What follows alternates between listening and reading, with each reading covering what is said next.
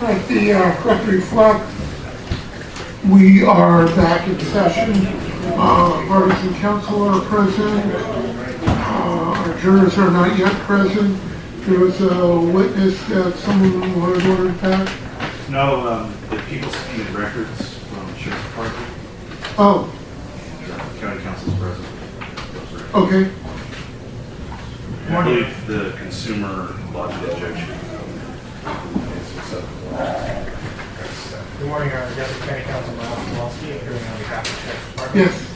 The subject of the records, retired employee Randall Beasley, did object to release of the records. That's right. Okay, you're filing an objection to the release of the records? The Sheriff's Department does not have a basis for objecting. The subject of the records has objected primarily on the basis of his privacy rights. They asked for the entirety of his records, not just limited to any discipline. They wanted everything. I think that was the basis of his objection. I don't know if Mr. McGee represents Mr. Beasley to clarify that issue for the court or not, but if you'd like to say he does represent Mr. Beasley, that's another issue. I mean, you haven't filed anything yet, have you? I have not filed anything. Mr. Beasley served his objection in the DA's office and on the Sheriff's Department. I can print that off and show the court. Oh, okay, I don't have that.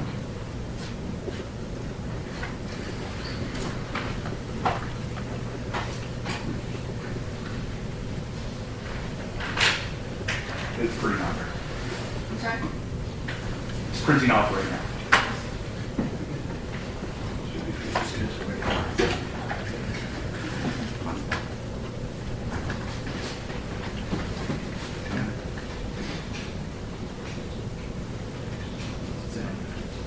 No, it says that will be for.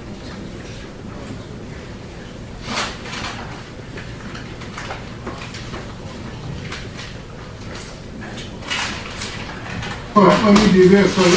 I'm probably going to need some time to look at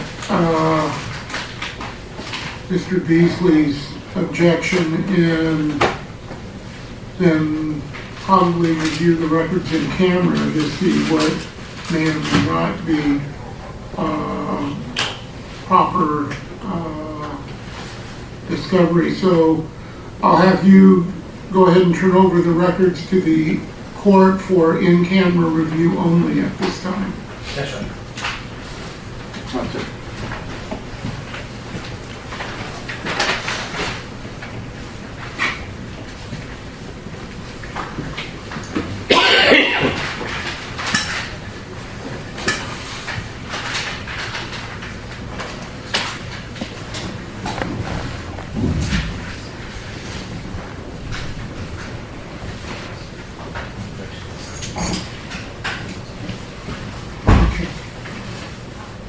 Later.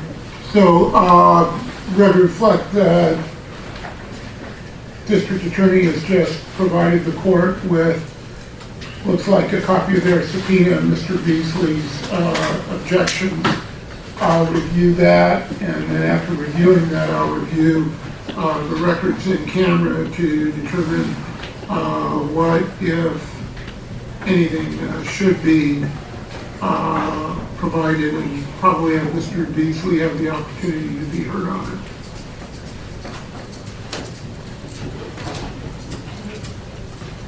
This is just the SEC, I have an objection. No, it's the second to the last page. Where's the bottom?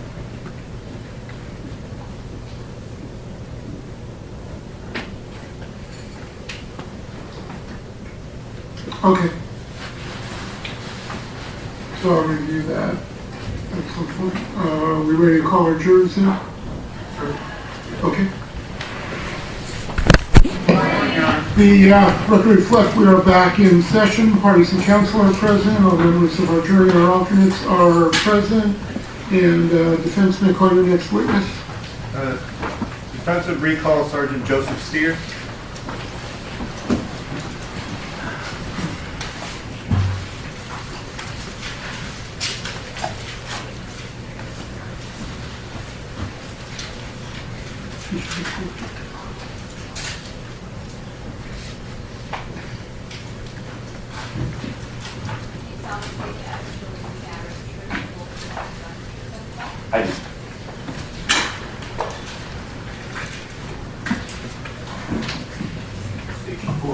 others for the record.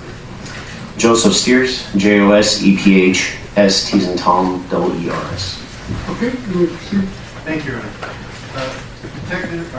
Sergeant Steers, as part of the investigative team into this matter, were you tasked with going down to the San Isidro parking lot? Yes. And when you went down to the parking lot, what was your purpose for going down there? At which time? I'm sorry. In relating to the payphone. Good. In relation to the payphone. That was part of the investigation, and we reviewed the payphones that were in the parking lot where the Isuzu trooper had been towed from. And when you were reviewing the payphones, what were you looking for? The phone number to determine if that phone number showed up on any of the call detail records for some of the involved parties in this case. And so were you able to locate the phone numbers for the payphones down in that parking lot? Yes, there was only one payphone I recall. And did you review the call records for the home and cell of Kathy Jarvis? Yes. Did you find that number on that call detail? No. Did you review the records for Joseph McStay, cell? Yes. Did you find that number on there? No. Did you review the records for the McStay residence? Yes. Did you find the number on that residence number? No. Did you review the call records for Summer McStay's cell? Yes. Did you find the number on those records? No. Did you review the records for my client Charles Merritt's cell? Yes. Did you find that number on those records? No.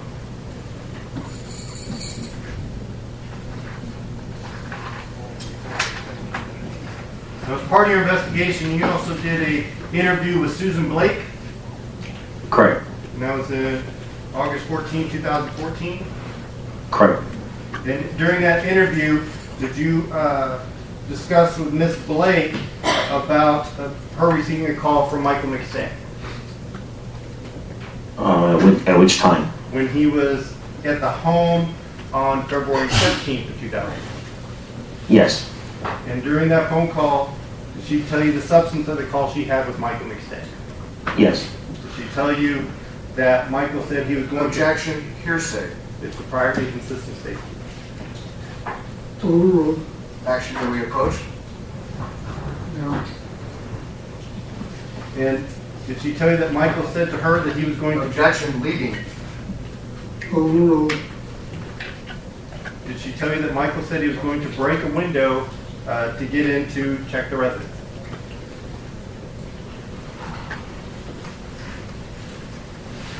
I don't remember if they said break a window or that they were looking for her to go in through a window.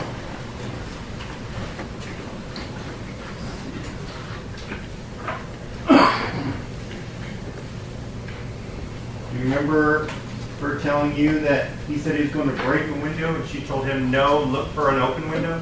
Does that sound right? Objection, asked and answered. Overruled. I don't recall the exact phrasing. I know that their conversation was looking for a window to go through. Reviewing your report, would that help refresh your memory of the contents of that part of the conversation? Yes, sir. And it starts on page 7137. I'll bring up a copy of all your reports. And I have it open to that section. Thank you, sir. If you want to review it and let us know when you're done. Regarding, you can review everything about just that topic.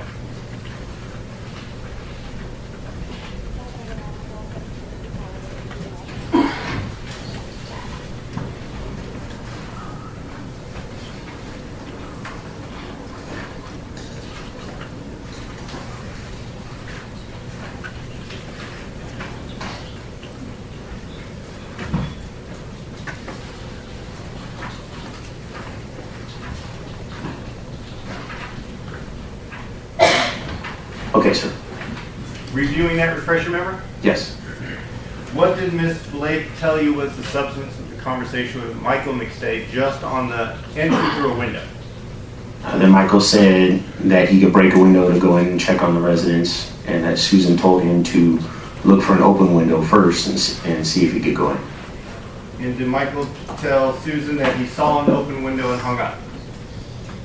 Yes.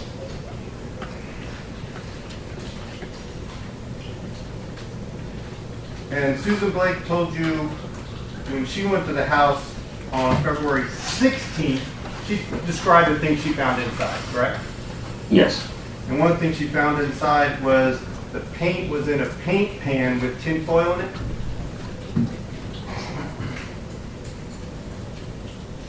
I remember her mentioning the paint. I don't remember the temple. Was reviewing your police report maybe refresh your memory on that? Yes, sir. You can find it, let me know when you're done. And I believe it's on 7014. Yes, sir. She stated there were paintbrushes and foil present in a paint pan with some leftover paint. Now, you had an opportunity to interview also Michael McStay, correct? Yes, sir. And that was in September 20th of 2014. Yes, sir. And during that conversation, did you talk to Michael about his access to the financial records for Earth Inspired Products? Yes. And what did Michael tell you about his access to the financial documents? Objection, hearsay. Prior and consistent statement. Your Honor, may we approach? No. Okay. He stated he didn't have access to the EIP records. Did he tell you how he got information about the EIP records? Objection, that would call for hearsay of a third party. And again, it goes to prior and consistent statement. Your Honor, may we approach to explain why it is not? Sure.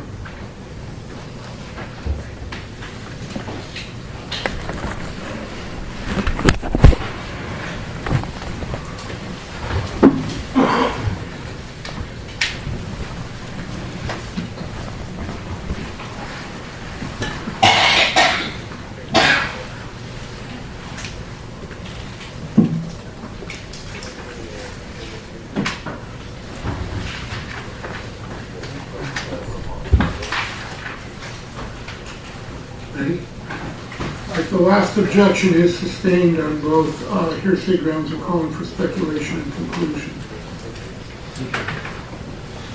Detective Steers, on another matter, are you familiar with what a wiretap warrant is? Yes, sir. And did you write one in this case? Yes, sir. And what's your experience with writing these type of warrants? I'm sorry, I couldn't hear the What is your question. experience on writing these type of warrants? Like, have you done them before? How many times?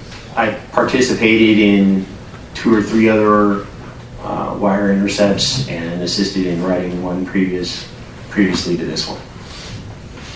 And this was authored in summer and fall of 2014? I believe it began in September of 2014. Yes. And you actually got 2 different kind of wiretap intercept orders for my client, correct? One was for like a PIN registry and GPS locator, and one's an actual wiretap where you can listen. Would that be accurate? There's 2 separate types of warrants, but only one is a wire, the other one is a pen. And you got both warrants, correct? Correct. Let's talk about first the GPS PIN. What information do you get from a wire or a search warrant like that? Once you identify the cell phone number and have it authorized, you get call detail records in live time showing phone calls that are being made for that phone number, as well as GPS locations of the cell phone towers where that cell phone is interacting with in order to complete the calls. And the order you received, that was for the current number of Mr. Merritt? His personal cell phone number, yes, sir. And I believe according to the order, it was 818-220-2415? That sounds correct. I don't have his number memorized. And you say you get like live call detail records. So if somebody makes a call, you don't get to listen to it, but you see he dialed this number and it hits this tower. Would that be accurate? Correct. You do not get content. And what's the purpose from an investigative standpoint to get that information? You determine if the phone is still in use. You determine the other phone numbers that the person is in contacting with. the general areas where that person is at or associates themselves to. Is it helpful for surveillance? Yes, You know, one of the reasons you obtain this is to help surveil Mr. Merrick. yes, And another thing it actually does is it gives you a ping to the phone in certain intervals, correct?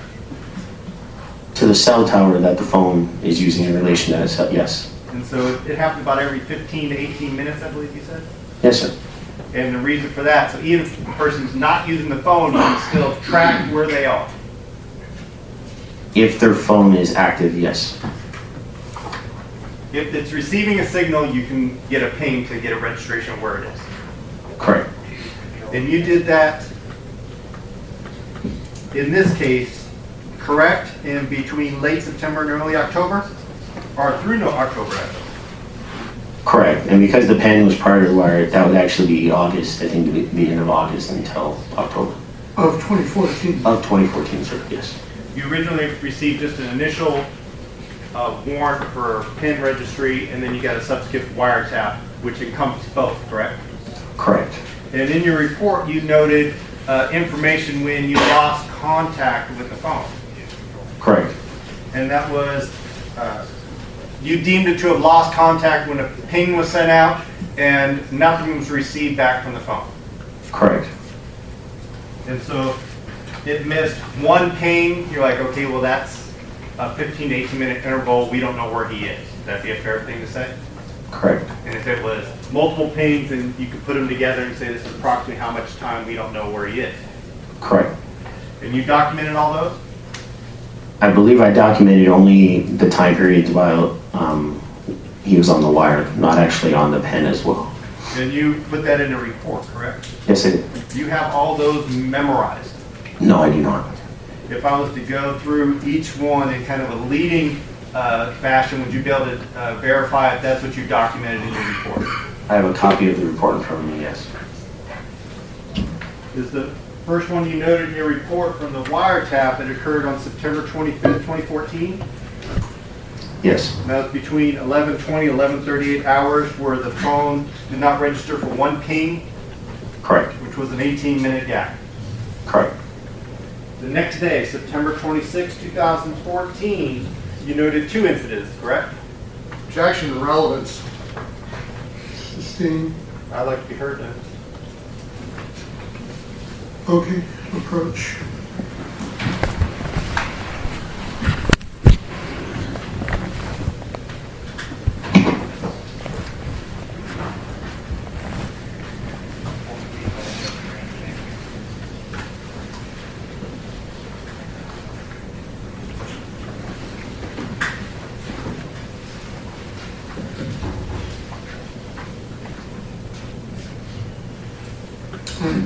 The objection is overruled. You may proceed. Thank you, Your Honor. So on September 26, 2014, there was two incidences where the phone lost contact, correct? Correct. From 13:42 to 14:01, which would be 1:42 in the afternoon to 2:01, the cell phone lost contact for one ping for 19 minutes, correct? Correct. And then from 10:15 p.m. to 10:33 p.m., the phone lost contact for one ping for 18 minutes. Correct. And September 29th, 3 days later, in 2014, there was one incident again, correct? Correct. It was from 1:12 p.m. to 1:31 p.m. The phone lost contact for one ping, which totaled 19 minutes. Correct. And then the next day, September 30th, there was two more, correct? Correct. Phone lost contact from 9:27 a.m. to 10:04 a.m. for a total of two pings of 37 minutes. Correct. And then lost contact from 2:18 to 2:36 p.m. for one ping for a total of 18 minutes. Correct. And then 2.5 days later, on the evening of October 2nd to the morning of October 3rd, happened again. Correct. And that was from 11:51 p.m. on the 2nd to 12:45 a.m. on the 3rd. Lost contact for four pings for a total of 45 minutes. 54 minutes, sir. Dyslexia is fun. 54. Yeah. Is that correct? Correct. And then Same thing happened again 2 days later, from October 4th to the 5th, correct? Correct. This was a longer period. This is from, let's see, 8 p.m. to 8:21 a.m. The lost contact with this phone, 41 pings, which totaled a little over 12 hours. Correct. And again, on October 5th, there was 2 more. Correct. When I refer to dates, these are all 2014, correct? Yes. Lost contact from 4:01 p.m. to 5:50 p.m. for a total of 7 pings for an hour and 49 minutes. Correct. And lost contact again would be with 9:27 p.m. to 10:03 p.m. for a total of 2 pings and 36 minutes. Correct.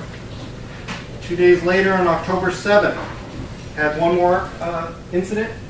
Correct. Lost contact from 7:20 a.m. to 7:37 a.m. for 1 ping for 17 minutes. Correct, sir. 3 days later, on October 10th, happened again. Correct. And that was at 2:15 a.m. to 2:51 a.m. The cell phone was lost for 2 pings for 36 minutes. Correct. And 3 days later, on October 13th, there's one incident.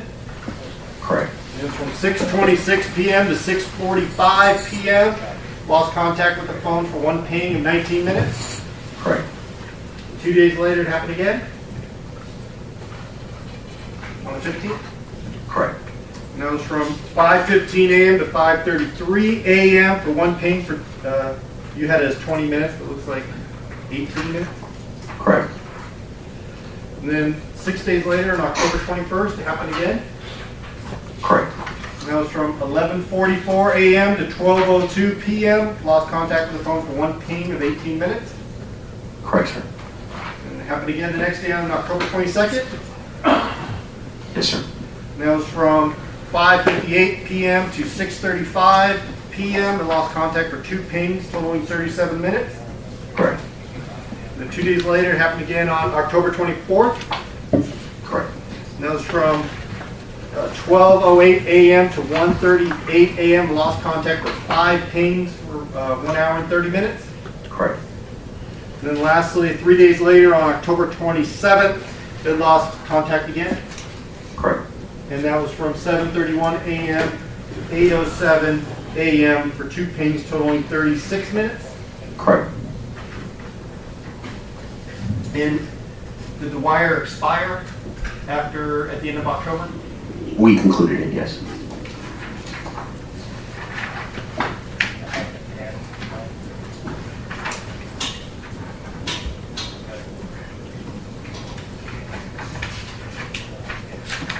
Now, the wire you obtained was in September of 2014, correct? Correct, sir. And you wanted to listen to his phone calls with him. Correct, sir. Now, the disappearance of the McStay family occurred in February 2010. Correct, sir. What's the purpose of getting a wire 4.5 years later? From an investigative standpoint, what were you hoping to hear? As we continued our investigation and we would contact the different parties involved in the investigation, it was our hope that we would hear some conversation from Mr. Merritt with possible other involved parties, other suspects if there were any, or any person that he was confiding into in reference to the case. The common practice to give kind of pressure, put pressure on the subject that's being monitored to hope it encourages them to say something in a panic state. Would that be fair to say? Objection, that calls for speculation. Overruled. It puts pressure, not directly, but indirectly No, on the person. do you attempt to put on pressure hoping they would talk on the phone about, like, Indirectly, yes. so that's kind of the goal, correct? Correct. So you will do these and you either contact the person or contact people they know, so hopefully they start talking about the case. Correct. And that's, while the interview, the wiretap was up, that's when you interviewed Catherine Jarvis. Correct. And that's when you interviewed Mr. Merritt. Correct. And you said you hoped he would contact other subjects involved in the investigation, if there were any, correct? That was one of the things you'd hoped you can observe or obtain that information from these wiretaps and PIN registers, right? Correct. And so you followed him and you listened to his phone call. Correct. Did you ever see him come in contact with an unknown subject who you considered a target of the investigation? No. Did you ever talk to anybody saying, something about the investigation or something about the murders with an unknown party? No.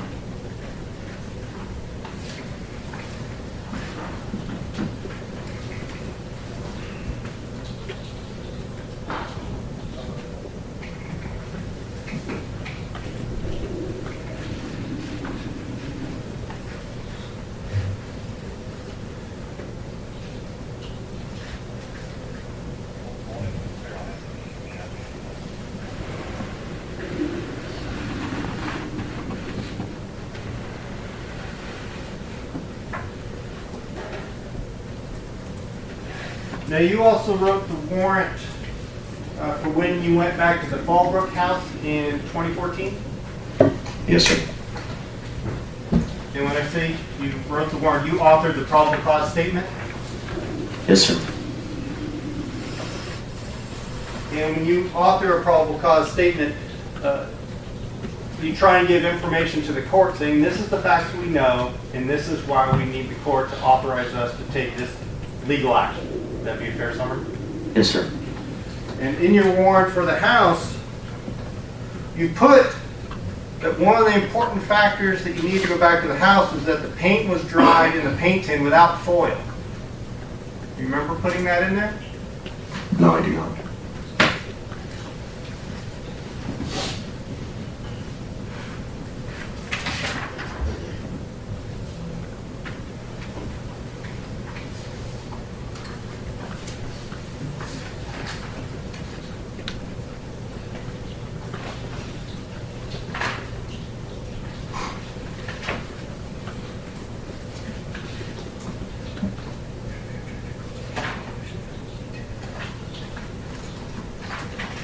I'm going to show you search warrant 14-1075, which is on 63888.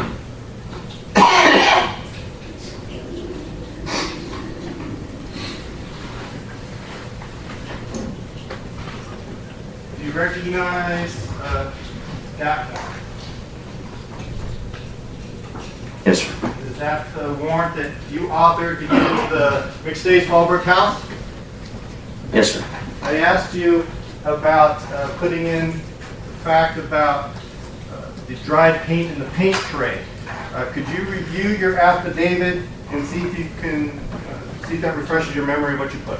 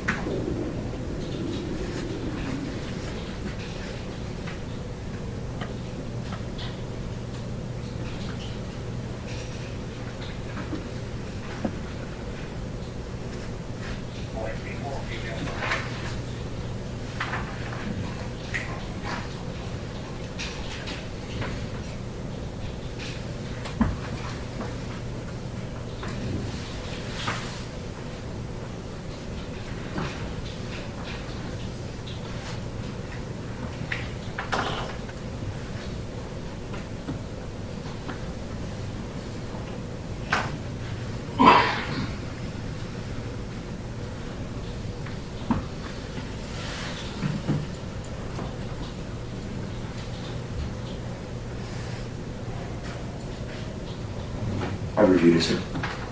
And does reviewing that refresh your memory of the second thing that you noted that was noted by Mr. McCarter? I'm sorry, can you rephrase the question? It refreshed my memory, but The second thing that was out of place, according to Mr. McCarter, which we always call MacGyver, was that the tray was not lined, contrary to how he normally showed her how to do it, correct? That's not exactly what was said in the probable cause declaration.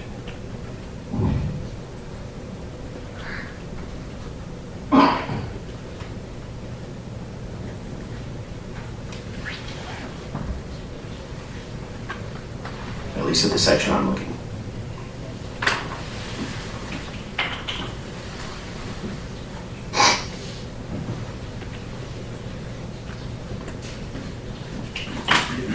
Looking at the same section. Put it in there twice, right? Second paragraph and the bottom I paragraph. only found the first one, so maybe I was.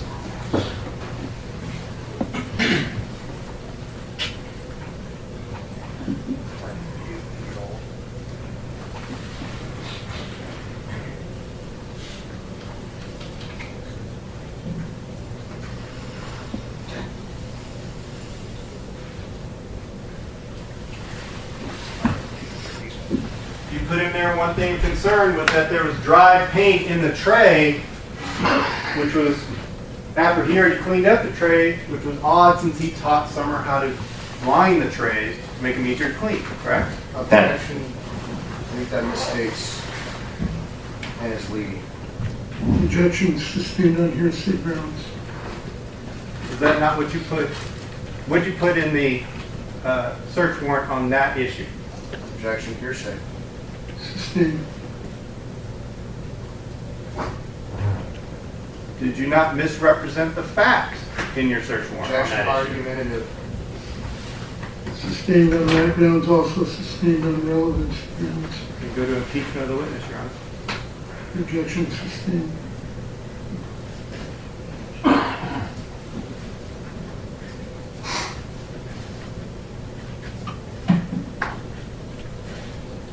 You also put in there that the futon cover was missing, correct?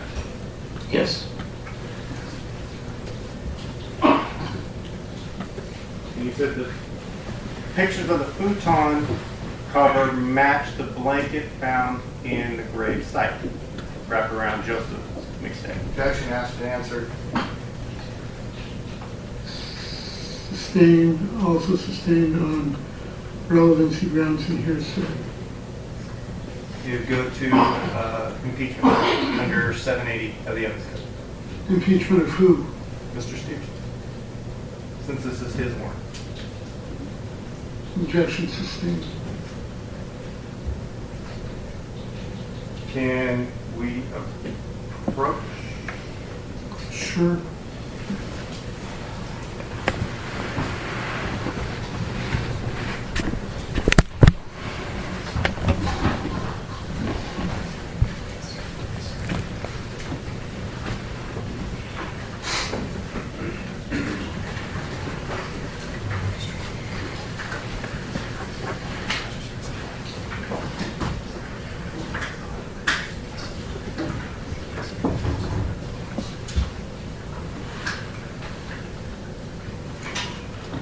All right, the last objection is sustained for all of the reasons indicated at sidebar. Okay.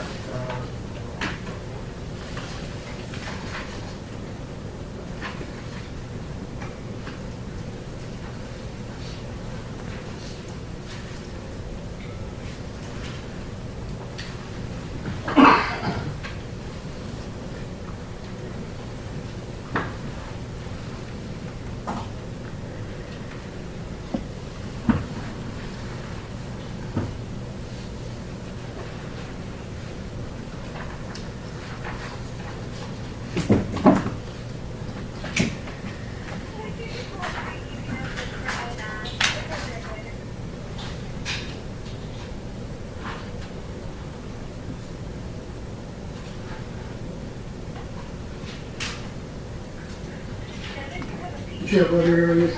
I'm just making sure I don't before I say nothing Okay. further. I'm just looking Okay, through my that's notes, fine. 'cause some of the stuff we haven't had the right witnesses for, so. Okay.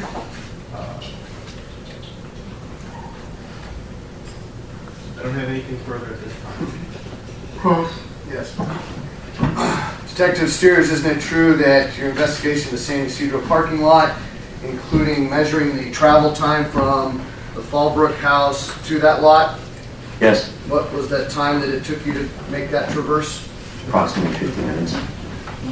50. And you did the same from the defendant's apartment in Rancho to the Fallbrook house, didn't you? Correct. How long was that? Approximately 1 hour. Your observations at the San Ysidro lot, besides the telephones, were taxis, correct? Yes, sir. Taxis were plentiful, weren't they? Correct. Isn't it true there's also public transportation just across called the Metro or the Trolley in San Diego, right? Sure.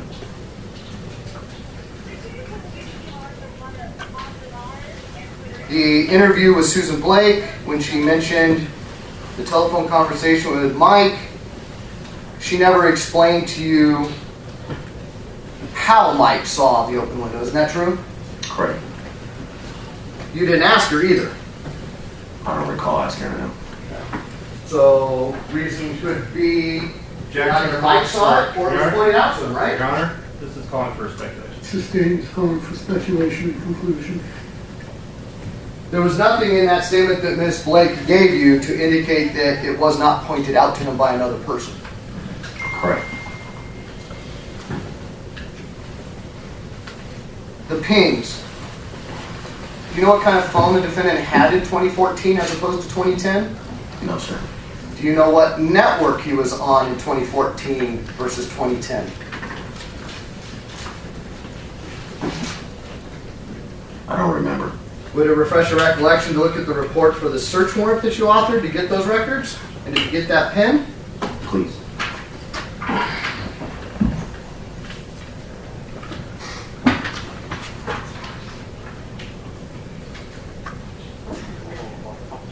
We can change 8596. Showing you a page of your report, additional information. Review that, see if it refreshes your recollection.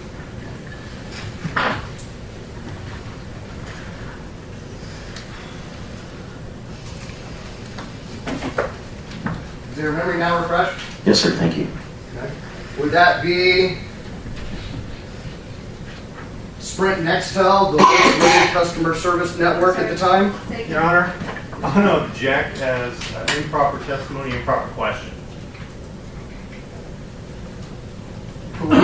Your Honor, he just said, Wait, the read the question. reporter missed part of the question, so let's clarify that first. To avoid any objections. Sprint Nextel, correct? For the 2014 phone number, yes. Yes. He was on AT&T back in 2010, correct? That's correct.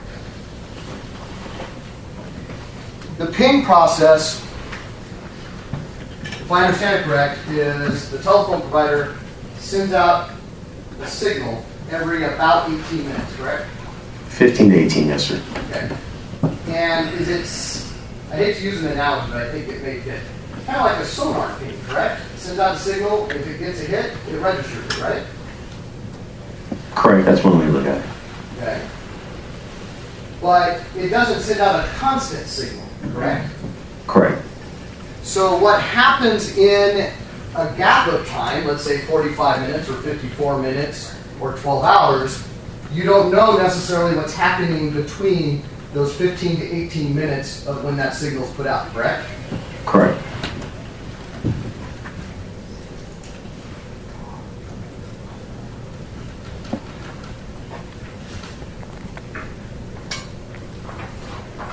And Mr. McGee asked you to go through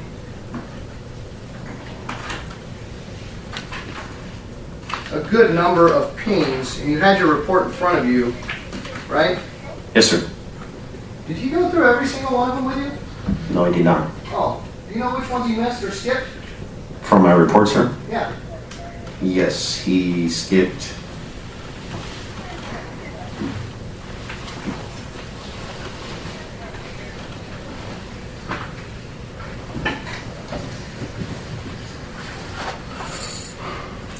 Eight things that I documented. Which ones were they? List them for us. Ping on October 4, 2014 from 12:57 hours to 19:25 hours. Okay. A ping on October 5th, 2014, from 8:23 hours to 11:28 hours. A ping on October 10th, 2014, from 17:38 to 23:50 hours. A ping from October 14th, 2014, from 15:39 to 19:42 hours. Ping again on October 14th, 2014, from 2018 to 22:18 hours. I'm sorry, 22:28 hours. A ping on October 20th, 2014, from 19:15 to 23:19 hours. A ping on October 24th, 2014 to October 25th, 2014, from 2013 to 07:32 hours. And a ping on October 26th, 2014, from 16:49 to 19:07 hours. Isn't it true that each of those pings that was omitted from your recitation included a commonality? Yes, sir. And what was that commonality? I noticed that the GPS location for those pings off the cell phone triggered a cell tower adjacent to a casino.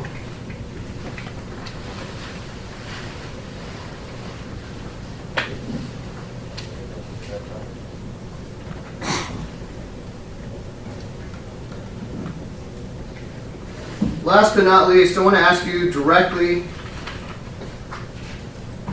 about when you have a wiretap, you monitor calls, isn't that correct? Yes, sir. You actually listen to them, transcribe them. Yes, sir. That was done in this case, right? Yes, sir. I ask you specifically about 2 calls.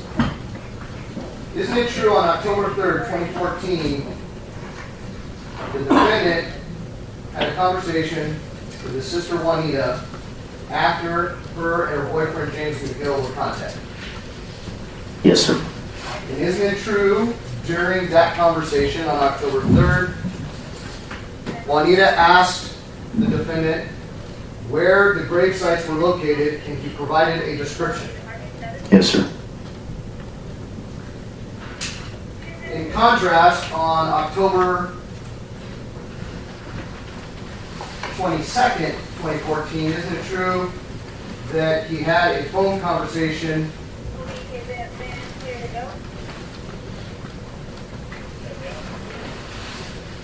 with Kathy Jarvis? Yes. And isn't it true during that conversation, Kathy Jarvis asked where the grave sites were located? Yes. And isn't it true that the defendant indicated he had only found out where the grave sites were from his sister Juanita? Yes.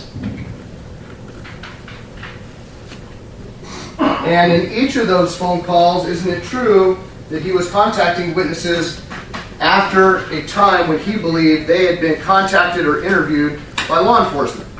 Yes. In fact, in one of those conversations with Catherine, it was shortly after the conclusion of her interview, and he realized she was still in the presence of a deputy, correct? Objection vague as comment. As which Objection conversation? stays comment, speculation, and conclusion.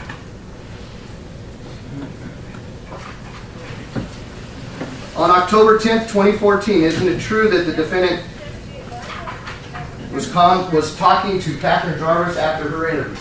Yes. Did something occur during that phone call to make the presence of law enforcement known to the caller? Yes. What was it? Catherine Jarvis paused, and I don't recall exactly what was stated, but I know that the other investigators were still with Catherine Jarvis because I was part of that investigation at the time of the call. And what happened to that call after that pause? Mr. Barrett hung up the phone. At any time in any of those phone calls, strike that.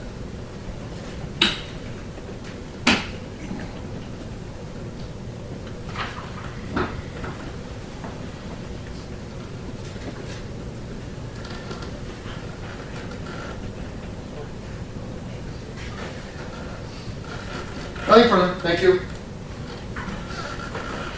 Do you regret? 1 second.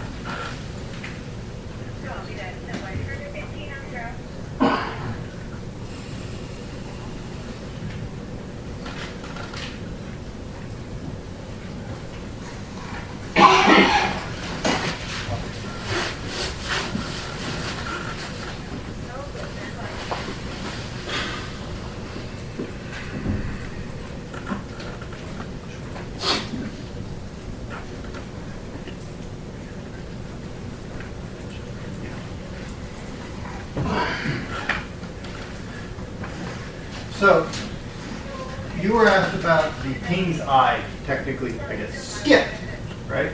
That was the word used. Yes, sir.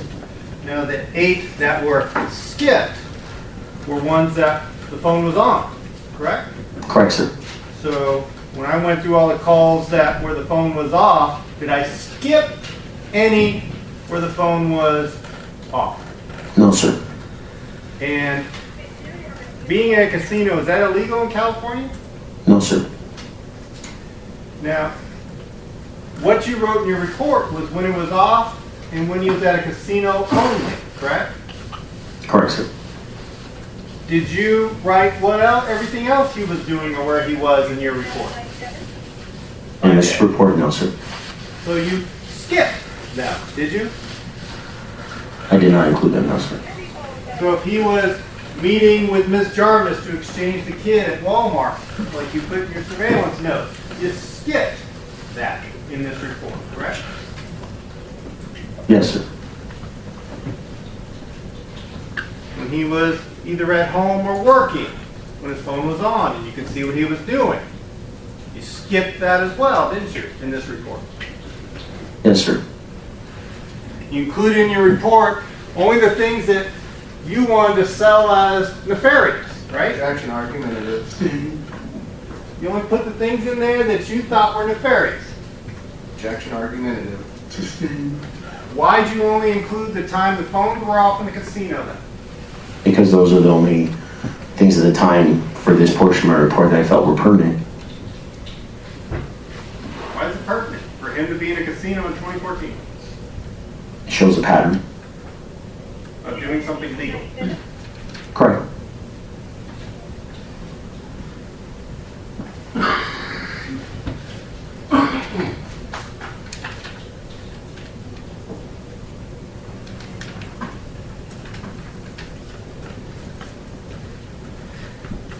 And you said, you mentioned the wiretap for October 3rd, where my client spoke to Juanita, his sister, correct? Correct. And then the last one discussed was October 10th, where my client was speaking with Kathy Jarvis? Well, I believe those dates are incorrect. Is that not the question that Mr. Imes asked you about, the date? I'd have to refer the report. Do you have that report in front of you that he was referencing? No, I'll have to find it. I'm sorry. You might need this book. You wrote a lot. Yes, sir.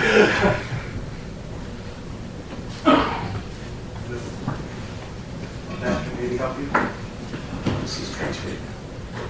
It's your entire word. Yeah, it's a transcription, but he was going off the report.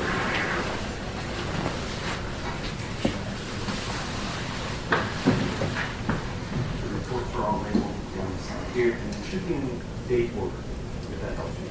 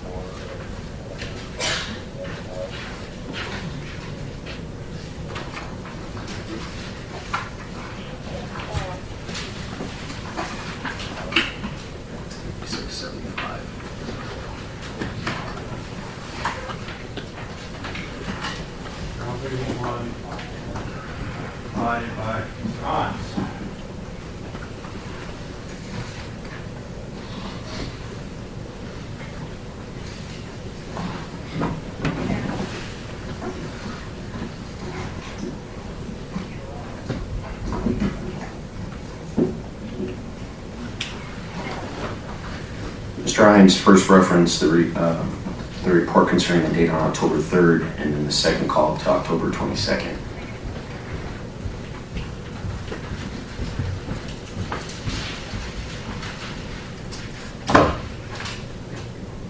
Wasn't sure if I got the date right. And the third one was October 10th? Correct, sir.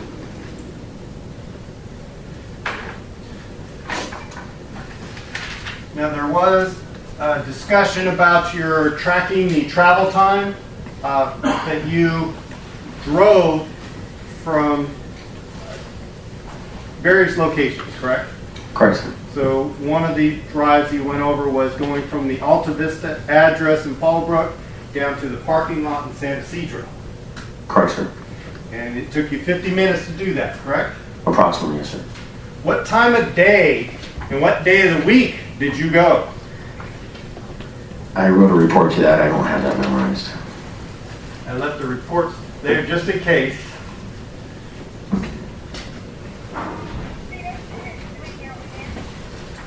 I think that one's tabbed out.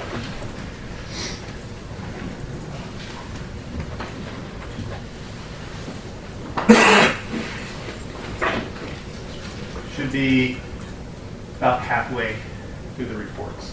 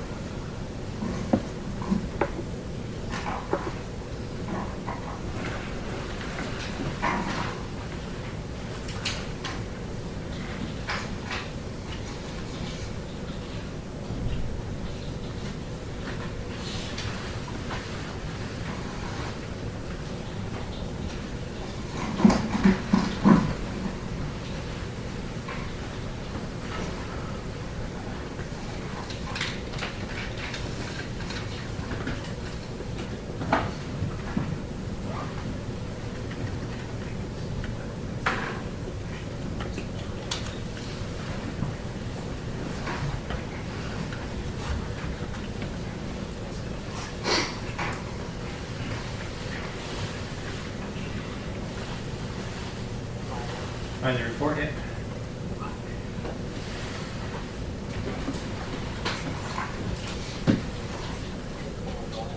I'm sorry, I thought I did. I'm looking to see if it is.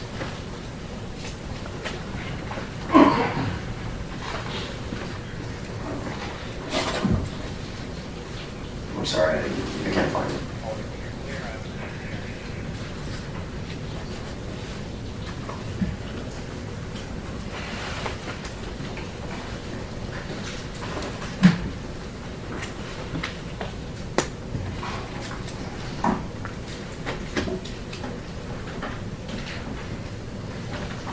I'll print you out another copy. Thank you. One moment.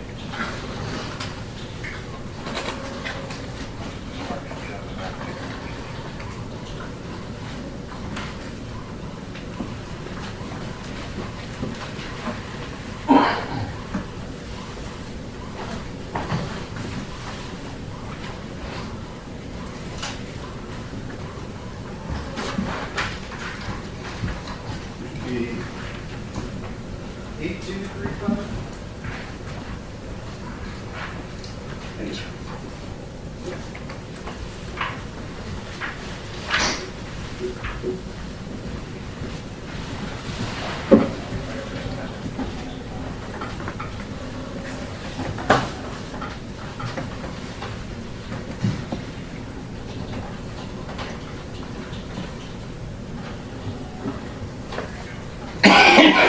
Reviewing that, refresh your memory?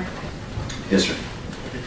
And what time and what day of the week did you drive down from Fallbrook address to San Ysidro parking lot? It was a Tuesday, October 14th, and I began at approximately 10:49 hours. And you arrived at 11:39?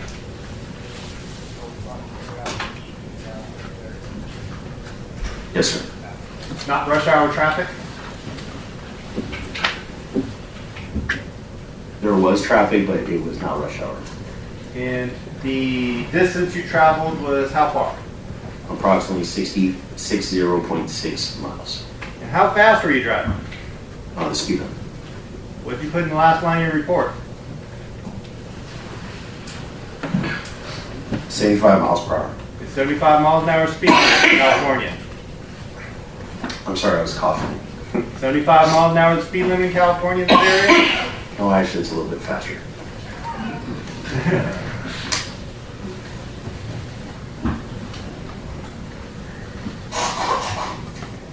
And the trip you took from Cucamonga to the Fallbrook address, I assume you started there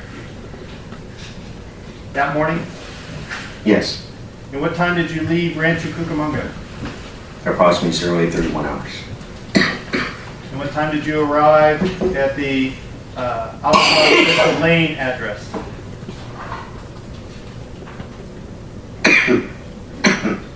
You okay?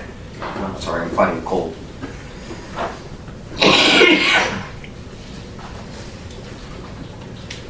At approximately 09:31 hours.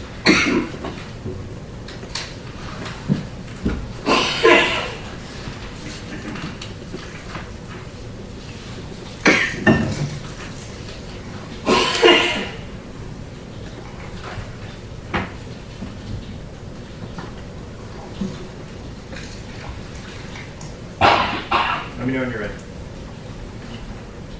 Why don't we go ahead and take our morning recess, this time about 15 minutes. Keep in mind the admonitions previously given to you, not to form or express any opinions about the case, not to discuss the case. We'll see everyone back in about 15 minutes.